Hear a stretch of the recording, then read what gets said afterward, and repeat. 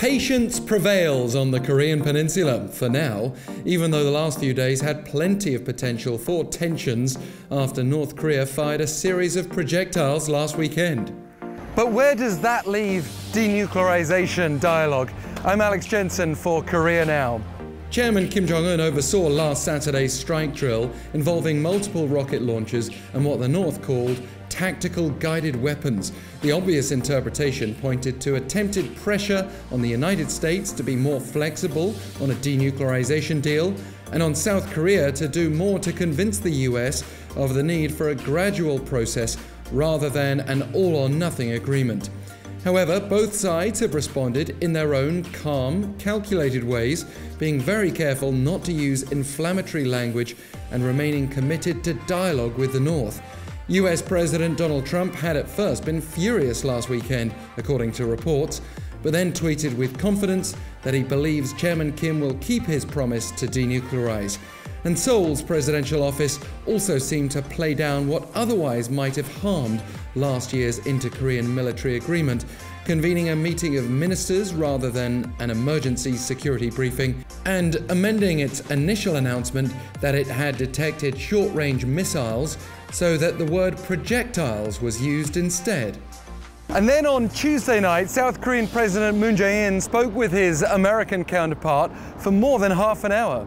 They addressed those projectiles and ways to keep North Korea dialogue on track, according to Seoul's presidential office. Apparently, they agreed their response to the North's firing was appropriate and very effective. Trump also, by the way, assessed that South Korea's provision of food to North Korea in a humanitarian move will be very timely and a positive step. Yet, it remains to be seen whether that will be enough to please Pyongyang, whose own footage from last Saturday hinted at a North Korean version of Russia's Iskander, a short-range ballistic missile that could do serious damage to South Korea and would run foul of UN Security Council prohibitions against the North's development of ballistic missile technology. Satellite imagery also showed what might have been a solid-fuel ballistic missile trail. Although none of that's been acknowledged officially by Seoul and Washington. President Moon has invested the first 2 years of his 5-year administration in peace and is very unlikely to give that up in a hurry. He has made clear he wants more dialogue. It's not like Seoul has just dismissed North Korea's threat either. We are deeply concerned about North Korea's launch of multiple projectiles, which violates the spirit of the inter-Korean military agreement. Defense Ministry spokesperson Jae-in said when asked if Seoul regards the firings as provocations.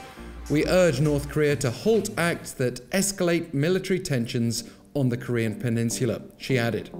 As for the US, you could say it's not threatened by only a short-range launch anyway, but remember, President Trump has also claimed a victorious North Korea policy on the basis that the North hasn't launched missiles since 2017. Acknowledging otherwise now would welcome further pressure on his administration. So even if negotiations are tricky, he's not expected to kill the dialogue process either. And North Korea wants sanctions relief, so naturally would be open to further talks too. The problem is there still seems to be this huge gap between Washington and its pressure through sanctions and Pyongyang through its possible provocations and also outside pressure, dialogue with the likes of Russia and China. It's clearly a delicate situation, as the North's media has been repeatedly emphasizing the importance of self-reliance.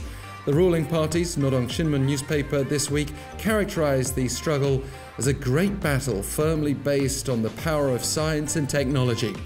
That could refer to its nuclear arsenal, or it could be possible in a sanctions-free future.